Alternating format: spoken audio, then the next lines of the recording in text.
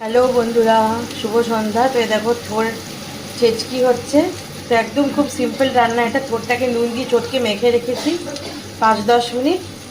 এবার অল্প তেল দিয়ে, তেল গরম হলে সর্ষে ফোড়ন আর শুকনো লঙ্কা দিয়ে, এবার যদি তোমরা কাঁচা লঙ্কা দিতে চাও দেবে, না দিলে না দেবে। দিয়ে থোরটা যে মেখে রেখেছিলাম চটকে নুন দিয়ে, সেটা দিয়ে দেবো।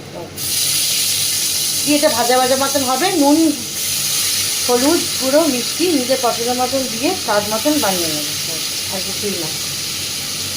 এটা খুব সিম্পল, বেশি তেল কোনো মশলা লাগে না, শুধু হলুদ গুঁড়ো, নুন আর মিষ্টি যদি খাও দেবে, না হলে না দেবে। থোর ভাজা একদম রেডি হয়ে গেছে।